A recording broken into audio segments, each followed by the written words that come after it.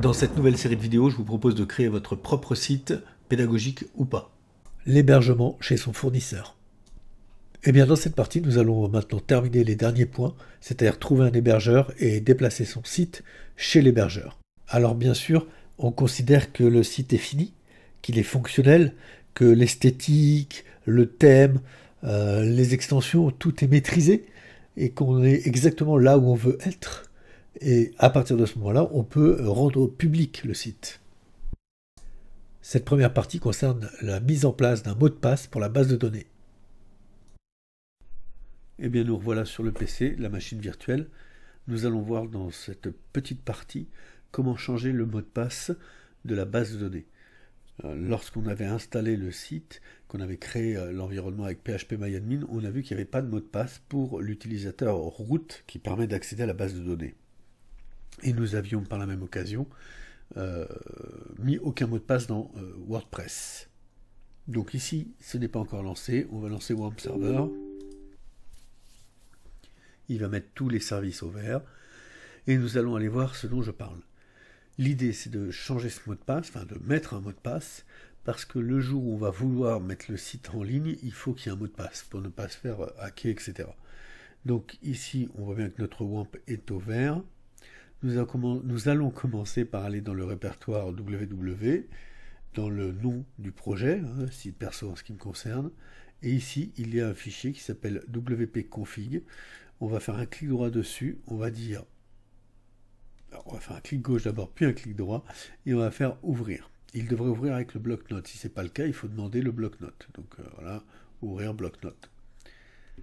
Ici, nous avons donc tout ce qui concerne avec les plugs qui ont été ajoutés, etc. Mais nous, ce qui va nous intéresser, et c'est ici, la partie mot de passe de la base de données MySQL, on voit que c'est vide. Et si on retourne sur WAMP, que nous allons dans PHP-MyAdmin, ici root, et il n'y a aucun mot de passe. Connexion, on est connecté. Tout est cohérent. Par contre, il faudra absolument que l'on puisse mettre un mot de passe. Donc on va dans compte utilisateur tout en haut, route ici, on va se déplacer, on va aller jusqu'à éditer les privilèges et ici changer password. Là ensuite nous allons mettre ici un mot de passe. Alors moi je conseillerais un mot de passe différent de celui de WordPress et de l'administrateur WordPress. Mettez ce que vous voulez, un mot compliqué. Là, pour la démo, je vais mettre le même mot de passe que le WordPress. Mais normalement, on ne fait pas ça. Ensuite, on fait exécuter. Donc, le mot de passe de route a été changé. Parfait. Si je vais maintenant sur mon site. Alors, mon site, ici, localhost. On voit qu'il s'appelait site perso. Donc je le tape. Il me dit erreur de connexion. Et c'est rassurant, c'est normal. Parce que en réalité, ici, dans notre fichier de WordPress, on a dit qu'il n'y avait pas de mot de passe. Donc quand il essaye de se connecter à la base MySQL, la base lui dit bah non, tu n'as pas le bon mot de passe, tu ne te connectes pas. C'est pourquoi on va dans le config ici et on va remettre le mot de passe que vous avez choisi dans la base de données, bien évidemment. Alors moi j'avais pris un truc à l'époque, Windows 11 $2023. On rentre le mot de passe ici, bien sûr, donc dans le wp-config, bien sûr on l'enregistre, et on ferme. Ici je n'ai qu'à faire F5 pour actualiser la page, et normalement il devrait se connecter à la base de données, et me donner accès au site. On patiente. Alors c'est une machine virtuelle, c'est pas super rapide, etc. Mais peu importe. Et voilà. Ah, c'est intéressant. Étant donné qu'il y a eu une modification, il l'a passé en maintenance. On nous dit que le site est sous maintenance. C'est pas un problème. Donc ça, on va aller ici dans la barre d'adresse. On va taper admin pour avoir la page d'identification qui ne sera plus la même que tout début parce qu'on avait rajouté un plugin qui permettait de personnaliser un petit peu la barre d'identification. Pardon, la page d'identification. Voilà. Et donc là, je vais pouvoir m'identifier avec le compte administrateur du site, bien sûr, et son mot de passe. Déjà là, ça veut dire qu'il a trouvé la base de données. Hein. C'est-à-dire que tout ce qu'on a fait, ça fonctionne très bien. Et là, c'est intéressant parce que si après on trouve un hébergeur, on mettra le mot de passe de la base de données qu'on voudra. Le mode maintenant c'est activé, c'est ce qu'on a vu hein, sur le site. Donc on va le désactiver pour que les visiteurs puissent de nouveau avoir accès au site. Et voilà. Donc là, dans cette petite partie, on a vu comment changer le mot de passe dans la base de PHP MyAdmin pour la base MySQL. Et je rappelle donc que si on regarde ici, je vais me reconnecter, si on regarde dans le site, donc ça c'est tout ce qui concerne WordPress, plus bas, alors je vais cliquer dessus, voilà, ici on a un user, user ce sont les utilisateurs, et donc pour l'instant on n'en a qu'un, c'est l'administrateur, et vous voyez que dans la base de données le mot de passe est crypté. Voilà, bah écoutez, voilà pour cette première partie. La prochaine partie, ce sera sur trouver un hébergeur, et là c'est complètement perso. Partie suivante, trouver l'hébergeur. Bienvenue pour cette partie-là qui va concerner donc l'hébergement de notre site. Il existe plusieurs sites qui permettent d'héberger des sites. Moi, je ne suis pas là pour faire la promotion de quelques sites, pas du tout. Donc je vais taper meilleur hébergement site web. Voilà. Alors je sais qu'il y a Coder qui a fait un truc sur 2023, voilà. Donc les comparatifs. Alors ça reste, voilà, informatif, simplement informatif, on coupe les pubs. Voilà, donc là où c'est intéressant, c'est qu'il nous parle de la sécurité, donc il faut quand même qu'il y ait un HTTPS qui soit possible, parce qu'attention, hein, quand on va chercher, pour éviter de se faire hacker, ils en parlent. Hein. Ensuite, il faut voir s'ils font des sauvegardes fréquentes. Donc ça aussi, c'est important. Est-ce que eux génèrent des sauvegardes, en plus des nôtres? Est-ce qu'il est rapide? Parce que si le visiteur passe des heures à attendre l'affichage de la page, il ne restera pas. Et puis le stockage, l'espace de stockage, c'est important, mais ça va au-delà de ça. Il va y avoir des options, par exemple, comme ici, vous pouvez installer votre CMS en un clic. Profiter d'un certificat SSL, donc c'est le sécurité, hein, rapidement, des adresses pour votre site. Donc tout ça c'est important, ça paraît pas, mais en réalité après au fonctionnement c'est important. Alors il propose des hébergeurs gratuits, donc Planet Hoster. Donc il offre 750 MO d'espace disque, il faut voir si c'est important ou pas, trafic illimité, et on peut créer 2 sous-domaines. Votre site s'affichera sans publicité pour vos visiteurs.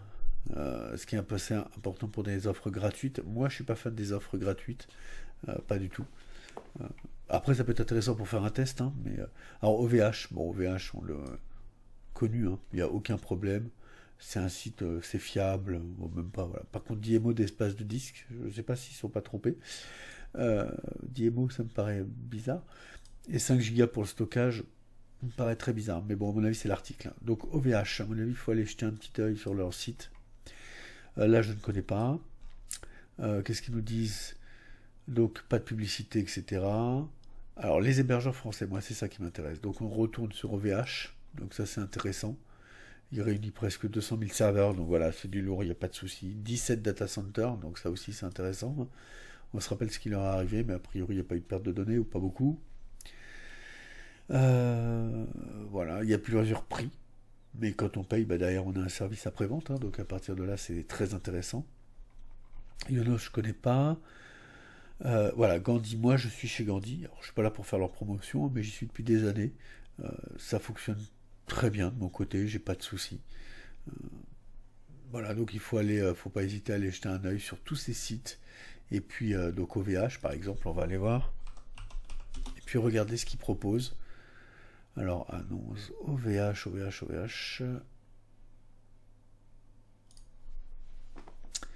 Voilà.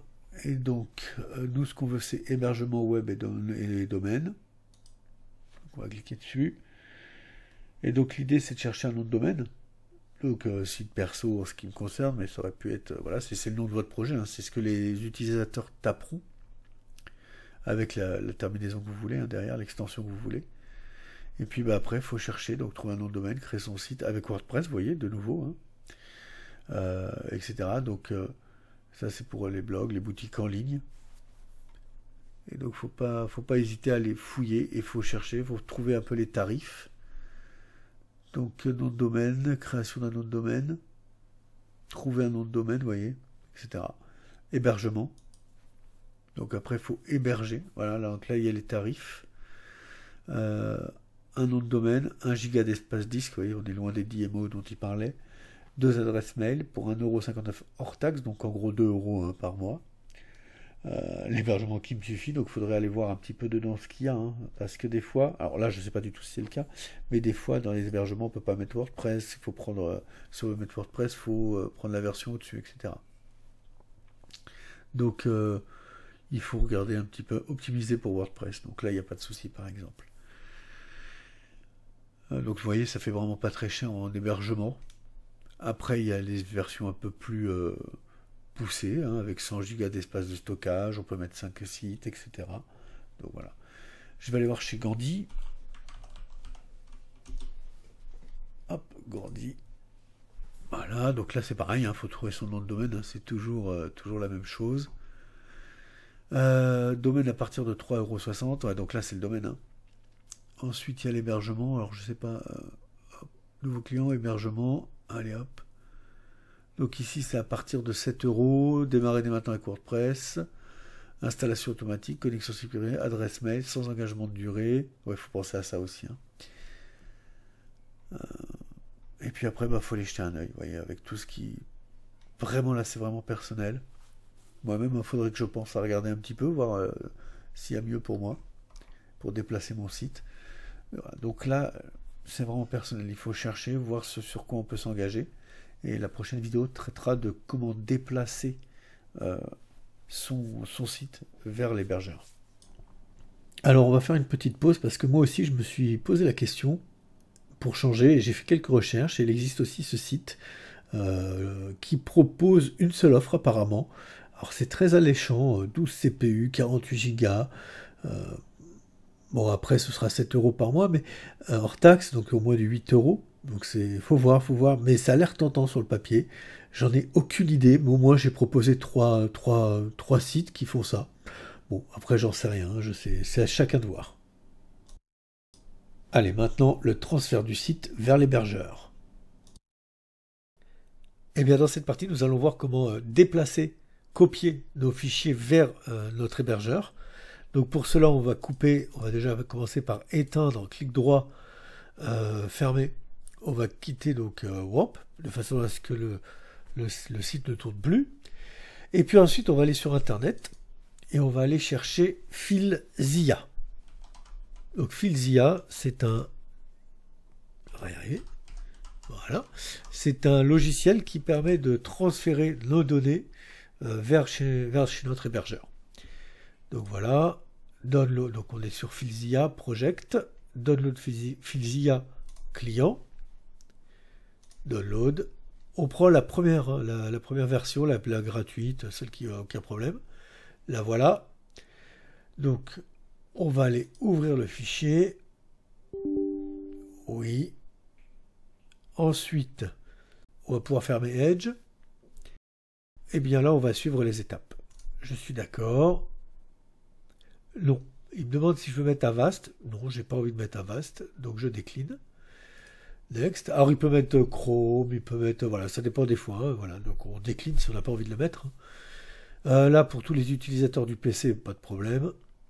Je veux tout, même l'icône sur le bureau, pour l'instant en tout cas. Par défaut, le programme. Et on installe. Donc, c'est fini, c'est installé. Voilà l'icône. Le raccourci, on lance FileZilla. Alors FileZilla, je vais le mettre en plus grand. La partie dans ce rectangle, le premier rectangle, ce sera tous les échanges avec le serveur. Ici, c'est notre PC, et ici, c'est le PC, enfin non, l'hébergeur. Ici, on va voir ce qui est en attente, ce qui a échoué et ce qui a réussi. Donc, première chose, on va aller ici. Et si on n'est pas déjà dans le répertoire, et à mon avis on n'y sera pas, on va dans ce PC, on va dans C, on va chercher WAMP, ici. On ouvre WAMP, et dans WAMP, on va chercher www, parce qu'on sait que c'est là-dedans qu'on a mis notre site, et site perso, avec ici le nom de votre projet. Et là, on a tous les fichiers que l'on va transférer en face. Maintenant, ici, il faut faire fichier gestionnaire de site. Et là, on va insérer un nouveau site. Donc là, on va lui mettre le nom de notre site. Si on a plusieurs sites, comme ça permet de s'y retrouver. Moi, c'est site perso, je crois. Voilà. Et à l'intérieur donc de ça, je vais régler ici en fonction de ce que m'a envoyé mon hébergeur. Donc là, ce sera propre à chacun. Votre hébergeur vous aura donné toutes les informations pour vous connecter en FTP ou SFTP, peu importe, ces fichiers transfert protocole pour envoyer vos fichiers. Donc moi, en ce qui me concerne, par exemple, ce sera du SFTP. Et puis ici, je vais rentrer les informations de ma connexion. Je laisserai en normal, je mettrai mon nom d'utilisateur et mon mot de passe. Et je reviens dès que c'est fait. Et bien voilà, une fois qu'on est connecté, on s'aperçoit qu'ici il y a une... Bon là je floute évidemment, toutes les informations de connexion de mon site. Par contre on voit qu'il a bien récupéré du contenu, etc., qu'il va écouter ce qui se passe, etc. Bon, pas de problème. Donc là on a dit c'est de notre côté. Et là voilà, ça c'est le côté donc site distant, côté hébergeur. Et donc moi là où c'est stocké chez mon hébergeur, donc c'est dans vhost. Et donc ensuite le nom de mon site. Et dans htdoc. C'est ici, moi, que tout est hébergé, au niveau de mon site. Et donc, je double-clique dessus, et là, si je veux transférer sur mon site, je sélectionne tout, CTRL A, clic droit, téléverser. Là, je ne le ferai pas, sinon je vais mettre mon site de démonstration à la place de mon vrai site. Et en fait, après, ça va tout téléverser en face. Et normalement, ça devrait fonctionner. Si vous avez bien changé le mot de passe route de votre base MySQL, que vous l'avez changé dans votre WP config, que vous avez tout mis bien en relation, normalement votre site hébergé devrait fonctionner. Et puis, de temps en temps, n'hésitez pas, quand vous allez travailler sur votre site, non plus en local, mais chez votre hébergeur, de temps en temps à faire l'inverse, c'est-à-dire ici, faire un clic, clic A, et puis faire un clic, télécharger. Et ici, vous créez un répertoire, par exemple dans votre mes documents ou autre, pour récupérer l'intégralité de votre site chez vous, au cas où, chez l'hébergeur, il y aurait un crash. Enfin bon, normalement, il n'y a pas de risque, ils ont même des sauvegardes, etc. Mais bon. Et puis, vous récupérez aussi, de temps en temps, votre base de données, on l'a vu par le PHPMyAdmin, vous rentrez dans Route et vous exportez votre base de données de façon à pouvoir la récupérer, l'avoir chez vous. Voilà, donc avec tout ça, normalement, vous êtes bon. Pour pouvoir de A à Z faire votre site. Maintenant, je pense que je ferai quelques petites vidéos sur le thème, sur une extension, enfin voilà. Mais là, normalement, en passant du temps, vous devez pouvoir faire tourner votre site en ligne sans aucun problème. Et bien voilà, nous avons rempli tous les points du plan d'action. Plan d'action, l'action en général, de faire son site. On vient de tout faire. Tous les points ont été vus. Donc normalement, votre site fonctionne, je le souhaite. Et comme je le disais tout à l'heure, peut-être que les prochaines vidéos porteront sur soit des extensions, soit des thèmes, soit, enfin, voilà, comme ça me viendra, ou comme la demande sera faite. Eh bien, je vous souhaite bon courage pour la suite. Si cette vidéo vous a été utile, n'hésitez pas à vous abonner, à cliquer sur la cloche et éventuellement sur le pouce.